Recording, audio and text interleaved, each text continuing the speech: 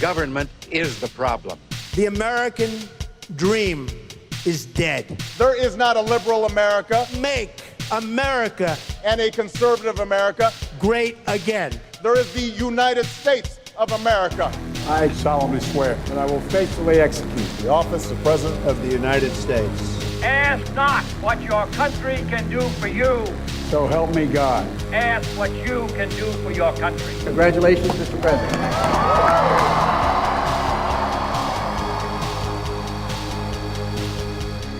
Bonjour et bienvenue dans 50 States, un podcast en 50 épisodes, 50 numéros pour parler des 50 États qui forment l'Amérique. Alors que la présidentielle américaine est lancée, on a voulu plonger dans ce pays immense, un pays qui compte donc 50 États. Dans l'ordre alphabétique, ça donne Alabama, Alaska, Arizona, Arkansas, Californie, Caroline du Nord, Caroline du Sud, Colorado, Connecticut. La liste est longue, très longue, et au bout de la liste, oui vraiment, tout au bout, et à l'ouest du pays, il y a un État magnifique et splendide. Bienvenue dans le Wyoming. Wyoming, Wyoming, land of the sunlight clear. Wyoming, Wyoming, land that we hold so dear. Le Wyoming, c'est 27 points au Scrabble grâce au W et au Y, un État gigantesque, mais seulement 550 000 habitants. Did you know that Wyoming has the smallest population of any U.S. state? Well, it does. In fact, the whole state of Wyoming has a population that is 14 times smaller than just the city of New York. Le Wyoming, c'est l'État le moins peuplé des États-Unis et donc, sans surprise, c'est ici qu'on trouve la ville qui compte le moins d'habitants en Amérique, Lost Springs. Difficile d'avoir l'info exacte, mais d'après les derniers recensements, le nombre d'habitants oscille entre 1 et 4, ce qui, objectivement, n'est pas énorme. Hello? Is there someone there? Dans le Wyoming, la ville la plus connue, c'est Cheyenne, qui n'est pas seulement la capitale du Wyoming, mais aussi la capitale mondiale du rodéo. Chaque année se tient le Cheyenne Frontier Days, l'occasion de voir des chevaux sauvages et des cow-boys qui leur courent après. Get ready. Cheyenne Frontier Days is almost here. So much excitement. Le Wyoming, c'est un État qui aime bien être le premier. Premier État à avoir accordé le droit de vote aux femmes, bravo, c'était en 1869. Big news it was back in 1870, 50 years before it was enacted into the Constitution. Premier État à avoir nommé une femme gouverneur, bravo, c'était en 1925. Nellie Taylor Ross became the first woman in the United States to be sworn in as a governor of a state. Le Wyoming, un État hyper féministe, c'est beau, mais ça, c'était avant. Parce qu'aujourd'hui, quand le Wyoming fait la une, c'est plutôt pour dire que le Wyoming a été le premier État à interdire la pilule abortive. On Friday, Wyoming becoming the first state to make abortion pills illegal, with more states expected to follow suit. Ne cherchez pas, le Wyoming, c'est l'État le plus conservateur des États-Unis. Ici, Donald Trump a obtenu des scores stratosphériques aux élections présidentielles. Thank you very much, Wyoming, and I'm thrilled to be back in this majestic state with thousands of proud, hardworking American patriots, and you are hardworking, aren't you? In 2020, we won Wyoming by the largest margin of any state in the nation, red or blue, red or blue. This is MAGA country. This is MAGA country. Il y a 10 ans, tout pile, en 2014, Donald Trump n'était pas encore président, c'était encore un businessman et avec ses millions, I'm really rich. Il a essayé, sans succès, d'acheter une équipe de football américain, une équipe de New York, les Bills de Buffalo, en anglais, les Buffalo Bills. Alors non, on ne va pas parler touchdown et foot US dans ce podcast. En revanche, on va s'intéresser à Buffalo Bill, parce que dans le Wyoming, il ne s'agit pas simplement d'un personnage célèbre, non, ici, c'est une légende. Today, we're exploring the life and legend of Buffalo Bill, the man who created Hollywood's Wild West. Si vous planifiez un jour un voyage dans le Wyoming, il y a une ville tout en haut à gauche de l'État qui fera forcément partie de votre road trip. Tell me about that. C'est une étape obligatoire, un passage obligé, la ville de Cody, C-O-D-Y, 10 000 habitants et une histoire 100% américaine. Welcome to Cody, Wyoming. This town has been called the heart of the West, and for good reason. La ville de Cody fut créée en 1896 par un homme, William Cody. Comme vous le savez, en anglais, le diminutif de William, c'est Bill.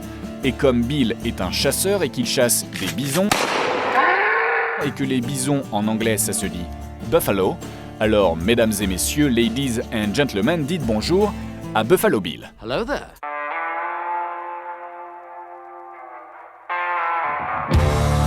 Buffalo Bill, la légende de l'Ouest, le cow-boy, pour de vrai, qui finira par jouer le cow-boy, pour de faux, dans des représentations théâtrales à travers le monde. En 1905, c'est par exemple au pied de la Tour Eiffel qu'on se presse pour voir des gunfights, des fusillades spectaculaires, un vrai show à l'américaine. Un siècle plus tard, si vous voulez sentir la poudre, alors il suffit de vous rendre à l'hôtel Irma, à Cody, dans le Wyoming. C'est Buffalo Bill qui a créé cet hôtel lui-même. Et tous les soirs, du lundi au samedi, de juin à septembre, on peut assister à des fausses fusillades avec des pistolets, des revolvers, des fusils, des armes qu'on peut ensuite retrouver juste à côté dans le musée des armes à feu. The Cody Firearms Museum contains over 10,000 artifacts that will thrill any firearms enthusiast. It contains one of the largest firearm collections on the globe. Aux États-Unis, on le sait, les armes à feu, c'est important, très important. Weapons are part of my religion. Et dans le Wyoming, ça l'est encore plus. En effet, c'est ici, dans cet État, qu'on compte le plus grand nombre d'armes à feu par habitant, des armes. Pour la chasse, des armes. Pour se défendre, des armes, parce que c'est écrit dans le second amendement des États-Unis.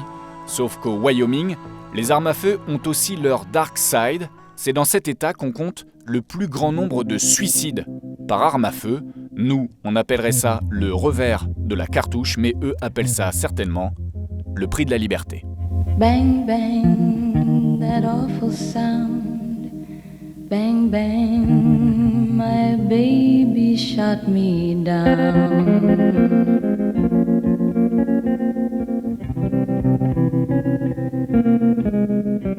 Pour mieux comprendre et mieux connaître le Wyoming, on a voulu partir dans un lieu emblématique de cet État. Probablement l'un des plus beaux sites de la planète, le parc du Yellowstone. Un petit bijou de merveilles magnifiques que la nature a posé là, dans ce Wyoming sauvage, entouré par un décor insensé. It's beautiful. Le Yellowstone, c'est le tout premier parc national des États-Unis, un parc que connaît bien Jérôme Viala-Godefroy, qui s'est souvent perdu dans l'immensité du Wyoming, un candidat idéal donc pour ce podcast. Bonjour 50 States, donc je suis Jérôme Viala-Godefroy, chargé de cours à Sciences Po Saint-Germain-en-Laye et donc spécialiste des États-Unis. Aujourd'hui, nous allons parler du Wyoming. Pour commencer cette interview, question simple, la première fois que vous avez été dans le Wyoming, c'était où ? Alors moi j'étais dans le Wyoming chez un ami dont le père travaillait dans le pétrole et avait un grand ranch juste à l'entrée du parc de Yellowstone. Vous avez besoin d'un permis pour entrer dans le parc. C'est très grand et ça n'est pas touché par la civilisation. Donc vous avez vraiment, c'est préservé. Et ça, c'est quand même extraordinaire. Vous avez des bisons.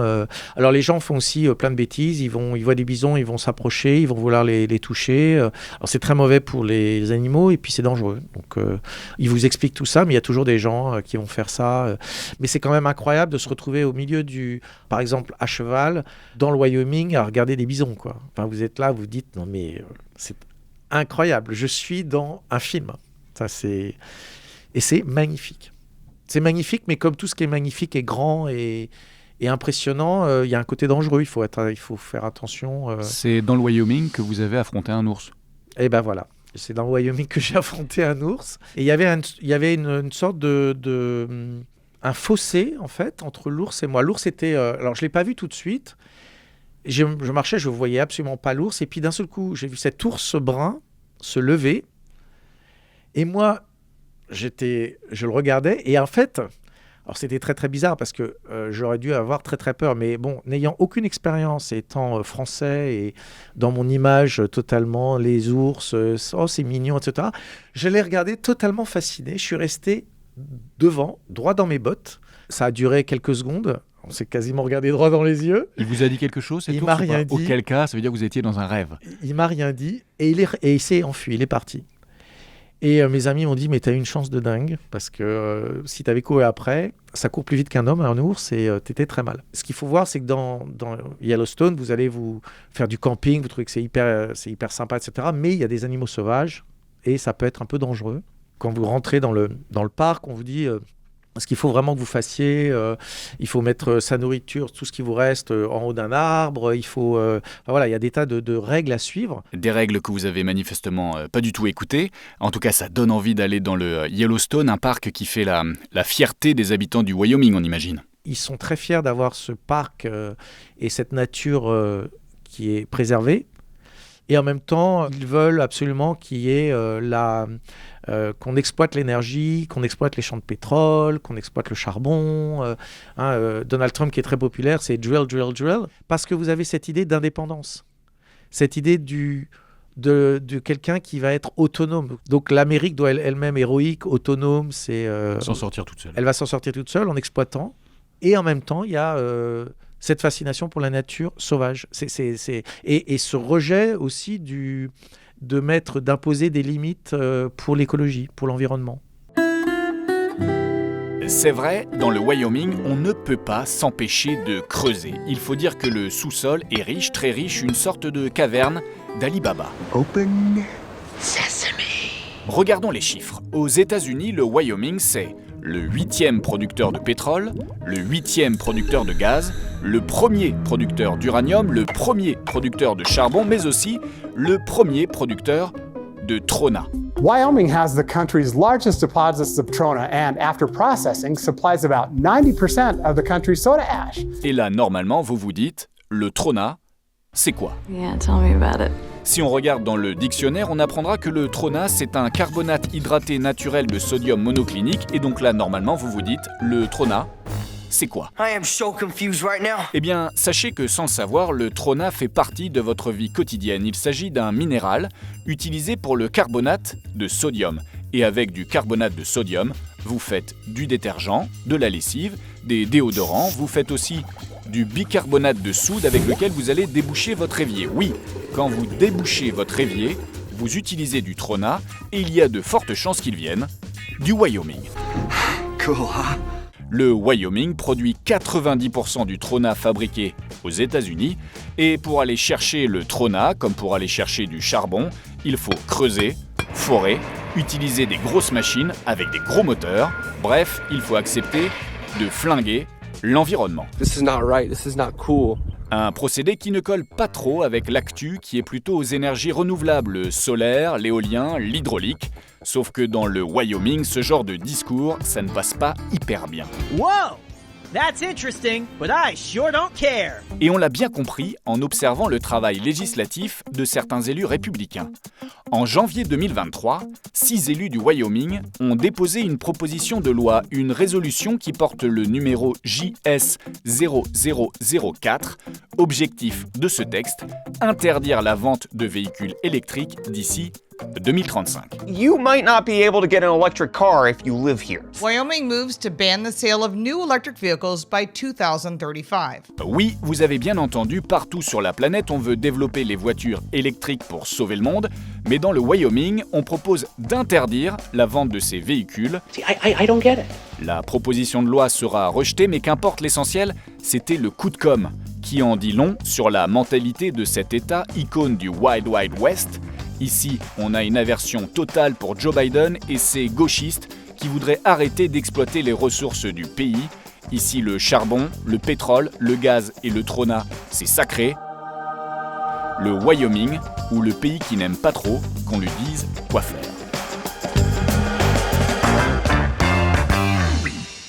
Une fois encore, parce qu'on ne s'en lasse pas, il faut dire et redire que le Wyoming c'est magnifique, mais ça vous le savez déjà, parce que le Wyoming vous l'avez déjà vu notamment au cinéma dans Impitoyable de Clint Eastwood, dans Les 8 salopards de Quentin Tarantino, dans Rencontre du troisième type de Steven Spielberg, mais surtout dans un autre film. Souvenez-vous, nous sommes à Los Angeles le 5 mars 2006 sur le tapis rouge d'Hollywood. La cérémonie des Oscars a commencé, les plus grands acteurs, les plus grandes actrices sont là. Récompense après récompense, on sourit, on applaudit, quand soudain, Tom Hanks s'avance vers le micro, une enveloppe à la main. Il va remettre l'un des Oscars les plus prestigieux, celui du meilleur réalisateur. And the Oscar goes to Ang Lee for Brokeback Mountain. This is the first Academy Award for Ang Lee and his third nomination. As director for Crouching Tiger, Hidden Dragon, he accepted the Foreign Language Film Oscar for Taiwan. Ang Lee, le réalisateur taïwanais, remporte l'Oscar pour son film Brokeback Mountain. Dans son discours, il va notamment remercier ses deux acteurs principaux, Jake Gyllenhaal et le regretté Heath Ledger. Brokeback Mountain, c'est probablement l'une des plus belles histoires d'amour au cinéma, et pas n'importe laquelle. The truth is, sometimes I miss you so much I can hardly stand it. Puisque le film de Ang Lee raconte l'histoire d'amour entre deux hommes, deux cowboys dans les années 60, un western homo, jusqu'ici ça n'existait pas, il fallait oser, et il fallait oser placer cette histoire dans le Wyoming. Are you crazy? Are you out of your mind? Un état pas franchement gay-friendly, c'est même le contraire. Petit rappel, Brokeback Mountain à la base c'est une nouvelle issue d'un recueil appelé Les Pieds dans la boue, écrit par une immense auteure américaine, Annie Proulx, une femme qui collectionne les récompenses et notamment 2 prix Pulitzer, excusez du peu. Thank you. Quand elle écrit Brokeback Mountain, nous sommes en 1997. Un an plus tard, le Wyoming fera la une de l'actu aux États-Unis à cause d'un drame terrible. On October 7th, 1998, Matt was brutally attacked, tied to a fence, and left to die. Un jeune homme de 21 ans, un jeune homosexuel, Matthew Shepard, tabassé, torturé et tué à coups de crosse de revolver par 2 hommes qui seront arrêtés, puis jugés par un jury populaire. Chose incroyable, parmi les noms sélectionnés pour faire partie de ce jury, on trouvera Annie Proulx, oui, celle qui a écrit Brokeback Mountain, qui au final ne participera pas au procès, mais qui sera marquée à tout jamais par cette histoire. Aujourd'hui, les 2 assassins sont toujours derrière les barreaux, ils ont été condamnés à la prison à vie. Les cendres de Matthew Shepard, elles, ont été transférées dans la cathédrale de Washington, là où reposent aussi les cendres de l'ancien président Woodrow Wilson. Matthew Shepard, devenu pour l'histoire américaine un symbole de la lutte pour les droits LGBTQ.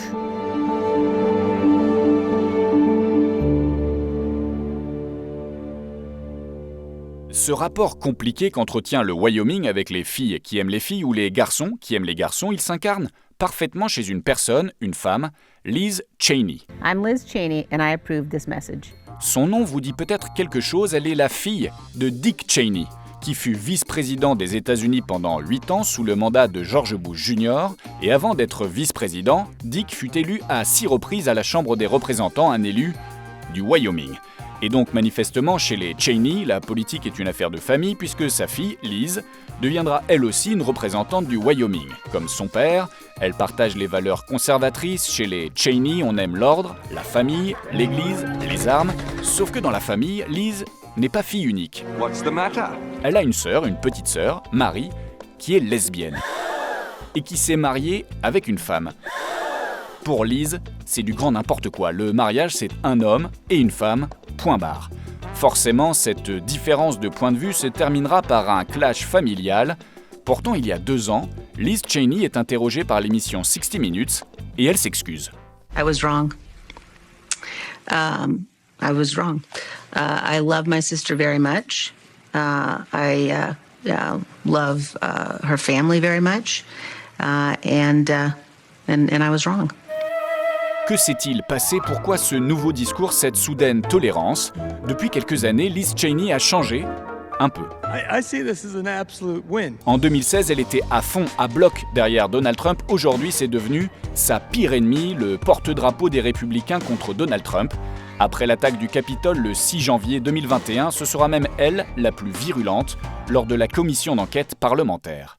The central cause of January 6th was one man, Donald Trump, whom many others followed. None of this would have happened without him. He was personally and substantially involved in all of it. Pour elle, aucun doute, le responsable de l'attaque du Capitole, c'est Donald Trump. Pour 2024, Liz Cheney compte faire le maximum pour que, je cite, Donald Trump ne puisse plus jamais s'asseoir dans le bureau ovale. Liz Cheney va donc faire campagne non-stop pour que son État, le Wyoming, ne vote pas pour Donald Trump. On lui souhaite bon courage. De toute façon, il ne suffira pas de gagner le Wyoming pour remporter l'élection. Les États-Unis, c'est 50 États que vous pourrez bientôt découvrir dans un nouveau numéro de 50 States.